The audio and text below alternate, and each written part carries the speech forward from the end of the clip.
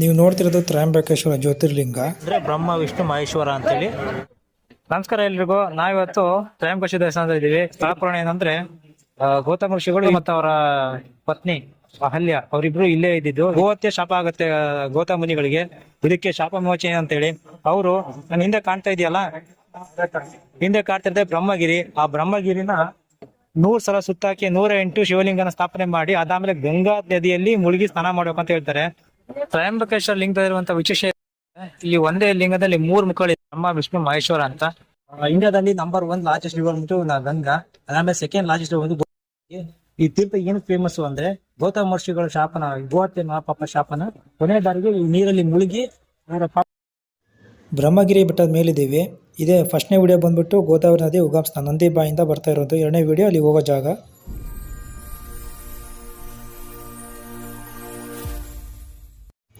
ನಾವಿವಾಗ ತ್ರಯಂಬಕೇಶ್ವರ ದೇವಸ್ಥಾನದ ಮುಖ್ಯ ದ್ವಾರದಿಂದ ಒಳಗೆ ಹೋಗ್ತಾ ಇದ್ದೀವಿ.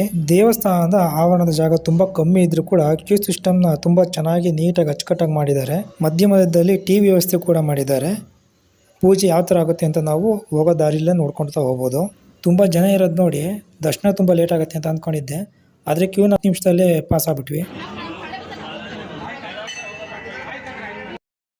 ಮುಖ್ಯ ದ್ವಾರದಿಂದ ಒಳಗಡೆ ಬಂದ್ವಿ. ಇಲ್ಲಿನ ಶಿಲ್ಪಕಲೆ ತುಂಬ ನಾಜೂಕಾಗಿದೆ ನೋಡಿ, ಕಲೆನ ಎಷ್ಟು ಸೂಕ್ಷ್ಮವಾಗಿ ಕೆತ್ತಿದ್ದಾರೆ. ಅದರಲ್ಲಿ ಇನ್ನೊಂದು ವಿಶೇಷತೆ ಏನು ಅಂದರೆ ಇಲ್ಲಿ ಗಾಳಿ ಆಡೋದಕ್ಕೆ ವೆಂಟಿಲೇಷನ್ ಥರ ಮಾಡಿದ್ದಾರೆ ನೋಡಿ, ತೋರಿಸ್ತೀನಿ.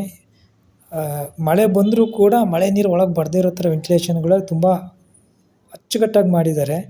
ಇಲ್ಲಿನ ಆರ್ಕಿಟೆಕ್ಚರ್ ತುಂಬ ಚೆನ್ನಾಗಿದೆ ನೋಡಿ. ಮೇಲ್ಗಡೆ ಇರುವಂಥ ಗುಮ್ಮಟ ನೋಡಿ. ಇಲ್ಲಿಂದ ಮುಂದಕ್ಕೆ ಫೋಟೋ ವಿಡಿಯೋ ಅಲ್ಲೇ ಇರೋಲ್ಲ, ಹಾಗಾಗಿ ನಿಮಗೆ ಟಿ ವಿಲಿ ಹಾಕಿರೋ ಸ್ಕ್ರೀನ ತೋರಿಸ್ತೀನಿ. ಅಲ್ಲೇ ನೀವು ತ್ರಯಂಬಕೇಶ್ವರ ಲಿಂಗನ ನೋಡ್ಕೊಳ್ಳಿ. ದರ್ಶನ ಮಾಡ್ಕೊಂಡು ನಾವು ಹೊರಗಡೆ ಬಂದ್ವಿ. ದರ್ಶನ ತುಂಬ ಚೆನ್ನಾಗಾಯಿತು. ನಾವೀಗ ಎಕ್ಸಿಟ್ ಪಾಯಿಂಟಲ್ಲಿ ಇದ್ದೀವಿ ನೋಡಿ. ಎಕ್ಸಿಟ್ ಪಾಯಿಂಟಿಂದ ಕೂಡ ಎಷ್ಟು ವ್ಯೂ ಎಷ್ಟು ಚೆನ್ನಾಗಿದೆ. ಈ ವ್ಯೂ ಪಾಯಿಂಟಿಂದ ದೇವಸ್ಥಾನ ಸುತ್ತ ನೋಡೋಕ್ಕೆ ತುಂಬ ಖುಷಿ ಆಗುತ್ತೆ. ಅಲ್ಲಿ ದೂರದಲ್ಲಿ ಕಾಣ್ತಿರೋ ಬೆಟ್ಟನೇ ಬ್ರಹ್ಮಗಿರಿ ಬೆಟ್ಟ. ಅಲ್ಲಿಂದ ಪೂರ್ತಿ ಸುತ್ತುವರೆದಿದೆ, ದೇವಸ್ಥಾನ ಪೂರ್ತಿಯಾಗಿ ಸುತ್ತುವರೆದಿದೆ ಬ್ರಹ್ಮಗಿರಿ ಬೆಟ್ಟ.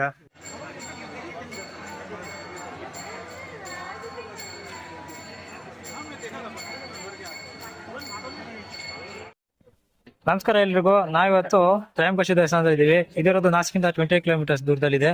ಈ ದೇವಸ್ಥಾನ ಇದು ಪುರಾತನ ದೇವಸ್ಥಾನ. ಇದನ್ನ ಅಭಿವೃದ್ಧಿ ಮಾಡಿದ್ದು ಪೇಶ್ವರಾಜರಾದ ಬಾಲಾಜಿ ಬಾಜಿರಾವ್ ಅವರು ಇದನ್ನ ಸ್ಥಾಪನೆ ಅಂದ್ರೆ ಈ ಇದ್ದಿದ್ ಲಿಂಗನ ಮರುಸ್ಥಾಪನೆ ಮಾಡ್ತಾರೆ.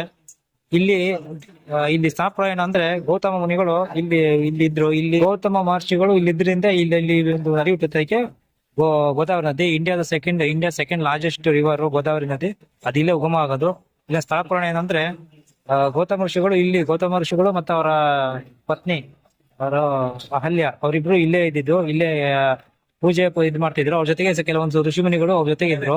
ಹೋಮ ಹವನ ಮಾಡ್ತಾ ಇದ್ರು. ಹೋಮ ಹವನ ಮಾಡ್ಬೇಕಾದ್ರೆ ಎಲ್ಲಾ ಹೋಮವಾಗ ಗೌತಮ ಋಷಿಗಳಿಗೆ ಸೇರ್ತಾ ಇತ್ತು. ಹಾಗೆ ಇಂದ್ರದೇವನಿಗೆ ಕೋಪ ಬಂದು ಈ ಪೂರ್ತಿ ಜಾಗನ ಬರ್ಡ್ ಮಾಡ್ಬಿಟ್ಟ. ಎಲ್ಲೂ ಮಳೆ ಬರ್ದಿರ್ತರ ಮಾಡ್ದ. ಹಾಗಾಗಿ ಇವರು ಗೌತಮ ಮುನಿಗಳು ವರ್ಣದೇವನ ಕುರಿತು ತಪಸ್ ಮಾಡ್ತಾರೆ. ಆವಾಗ ವರ್ಣದೇವ ಪ್ರತ್ಯಕ್ಷ ಆಗ್ತಾರೆ. ವರ್ಣದೇವ ಪ್ರತ್ಯಕ್ಷ ಆಗಿ ನಿಮ್ಗೆ ಏನ್ ಬರಬೇಕು ಅಂದಾಗ ಮಳೆ ಬೇಕು ಅಂತ ಕೇಳಿದಾಗ ಮಳೆ ಕೊಡಕ್ಕ ನಾನು ವಿಧಿ ನಿಯಮಗಳು ಮೀರಕ್ಕಾಗಲ್ಲ, ದೈವಾಜ್ಞೆ ಮೀರಕ್ಕಾಗಲ್ಲ, ನಾವು ಮಳೆ ಬಿಡಿಸಕ್ಕಾಗಲ್ಲ, ಒಂದು ಹೊಂಡ ತೋಡು, ಆ ಹೊಂಡದಲ್ಲಿ ಯಾವಾಗ್ಲೂ ನೀರ್ ಬರ್ತಾರ ಮಾಡ್ತೀನಿ ಅಂತ ಹೇಳ್ತಾರೆ. ಅದೇ ತರ ಆಗತ್ತೆ. ಮತ್ತೆ ಋಷಿಗಳನ್ನೆಲ್ಲ ವಾಪಸ್ ಕರ್ಕೊ ಬರ್ತಾರೆ ಗೌತಮಿಗಳು. ಅದಾದ್ಮೇಲೆ ಮತ್ತೆ ಇಂದ್ರದೇವನಿಗೆ ಕೋಪ ಬಂದು ಎಲ್ಲ ಇಂದ್ರ ಪದವಿಗೆ ಸ್ಥಾನ ಹೊಂದೋಕೆ ಗೌತಮ ಋಷಿ ಅರ್ಹತೆ ಹೊಂದ್ಬಿಡ್ತಾರೆ ಜೊತೆಗೂ. ಹಾಗೆ ಇಂದ್ರದೇವನಿಗೆ ಮತ್ತೆ ಕೋಪ ಬಂದು ಗೌತಮರಿಗೆ ಶಾಪ ಕೊಡ್ಬೇಕು ಅಂತ ಹೇಳಿ ವಾಪಸ್ ಬಂದು ಒಂದು ಹಸುವಿನ ಅವರ ಹೊಲಕ್ಕೆ ಬಿಡ್ತಾರೆ. ಅವಾಗ ಹಸುವಿನ ಓಡ್ಸೋಕೋಸ್ಕರ ಗೌತಮ ಮುನಿಗಳು ಒಂದು ದರ್ಬೆಯಿಂದ ಹೊಡಿತಾರೆ. ದರ್ಬೆಯಿಂದ ಹೊಡೆದಾಗ ಹಸು ಸತ್ತೋಗ್ಬಿಡುತ್ತೆ. ಸತ್ತೋದಾಗ ಗೋಹತ್ಯೆ ಶಾಪ ಆಗುತ್ತೆ ಗೌತಮ ಮುನಿಗಳಿಗೆ.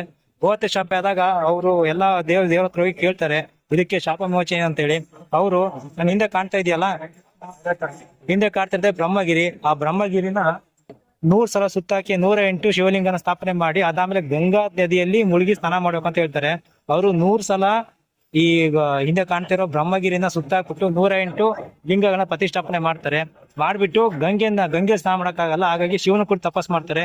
ಶಿವ ಗಂಗೆ ಮಾಡಕ್ಕಾಗಲ್ಲ, ಗಂಗೆ ಒಪ್ಪಣಲ್ಲ, ಈ ಭೂಮಿ ಬರಕ್ ಒಪ್ಪಣಲ್ಲ. ಅವಾಗ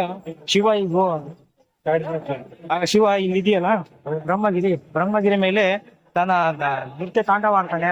ಆ ನೃತ್ಯ ತಾಂಡವ ಆಡಿದಾಗ ಗಂಗೆ ಎಲ್ಲೆಲ್ಲ ಹರಿದೋಗ್ತಾಳೆ. ಹರಿದೋದಾಗ ಮತ್ತೆ ಗೋವರ್ಧನರು ಒಂದು ಕಡ್ಡಿಯಿಂದ ಅದನ್ನ ಮತ್ತೆ ಸರಿಯಾಗಿ ಒಂದ್ ಕಡೆ ಬರೋ ತರ ಮಾಡ್ತಾರೆ. ಒಂದ್ ಕಡೆ ಬಂದಾಗ ಆಗ ಗೋದಾವರಿ ನದಿಯಲ್ಲಿ ಸ್ನಾನ ಮಾಡ್ತಾರೆ. ಅವಾಗ ಅವ್ರ ಶಾಪ ವಿಚಾರ ಆಗುತ್ತೆ. ಅದೆಲ್ಲ ಆದ್ಮೇಲೆ ಮತ್ತೆ ಬ್ರಹ್ಮಗೆ ಇವನಿಗೆ ಇಂದ್ರನಿಗೆ ಸಮಾಧಾನ ಆಗಲ್ಲ. ಮತ್ತೆ ಅಲ್ಲಿಯ ಮೇಲೆ ಮೋಹಿತನಾಗಿ ಬಂದ್ಬಿಟ್ಟು ಶಾಪಗ್ರಸ್ತನಾಗಿ ಇಂದ್ರ ಪದವಿಯಿಂದ ಕೆಳಗಿಳಿತಾನೆ. ಈಗ ನಾವು ನೋಡ್ತಿರೋ ತ್ರಯಂಬಕೇಶ್ವರ ದೇವಸ್ಥಾನ ಬಂದ್ಬಿಟ್ಟು ಬ್ಲಾಕ್ ಬಸಾಲ್ಟ್ ಇಂದ ಕಟ್ಟಿದ್ದಾರೆ. ದೇವಸ್ಥಾನ ನೋಡ್ತೀವಲ್ಲ, ಪೂರ್ತಿ ಕಟ್ಟಿರೋ ಕಲ್ಲು ಬಂದ್ಬಿಟ್ಟು ಬ್ಲಾಕ್ ಬಸಾಲ್ಟ್. ತ್ರಯಂಬಕೇಶ್ವರ ಲಿಂಗದಲ್ಲಿರುವಂತ ವಿಶೇಷ ಏನು ಅಂದ್ರೆ, ಈ ಒಂದೇ ಲಿಂಗದಲ್ಲಿ 3 ಮುಖಗಳಿದಾವೆ. ಅಂದ್ರೆ 3 ಮುಖಗಳು ಅಂದ್ರೆ ಬ್ರಹ್ಮ, ವಿಷ್ಣು, ಮಹೇಶ್ವರ ಅಂತ. ಈ 3 ಸಂಕೇತವಾಗಿ ಇಲ್ಲಿ ಒಂದು ಲಿಂಗದಲ್ಲಿ 3 ಮುಖಗಳಿದಾವೆ.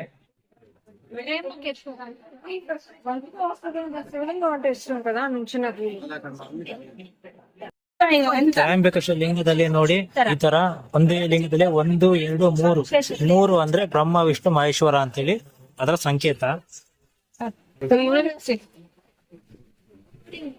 ಇಲ್ಲಿ ತೀರ್ಥ ಬರುತ್ತೆ.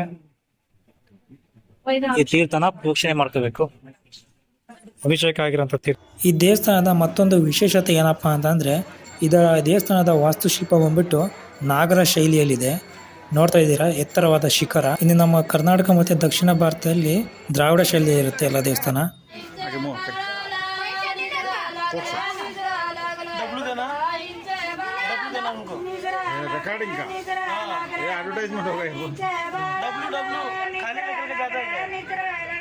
ಈ ನೀರು ಸ್ನಾನ ಮಾಡಿದ್ದು ಇವರು ಗೌತಮ.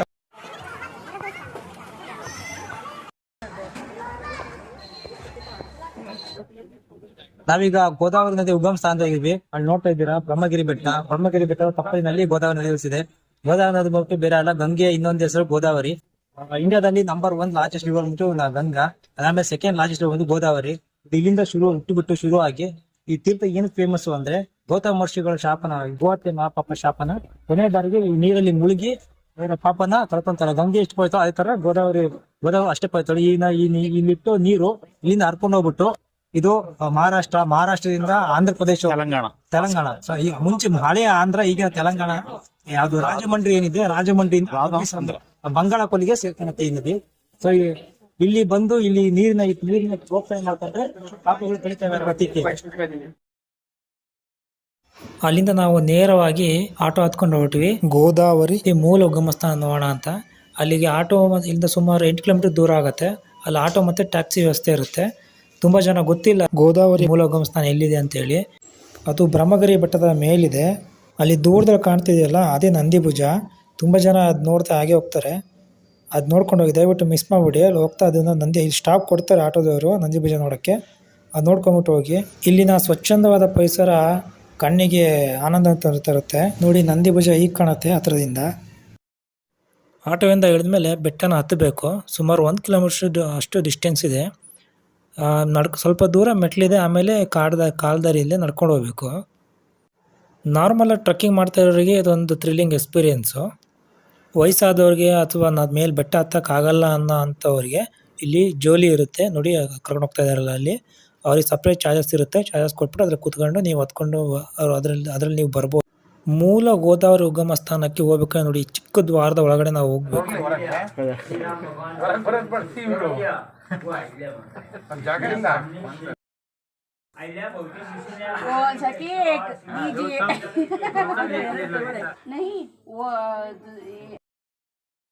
ನೋಡಿ, ಇಲ್ಲಿ ನಂದಿ ಬಾಯಿಂದ ಬರ್ತಾ ಇದೆಯಲ್ಲ ನೀರು, ಇದೇ ಮೂಲ ಗೋದಾವರಿ ಉಗಮ ಸ್ಥಾನ.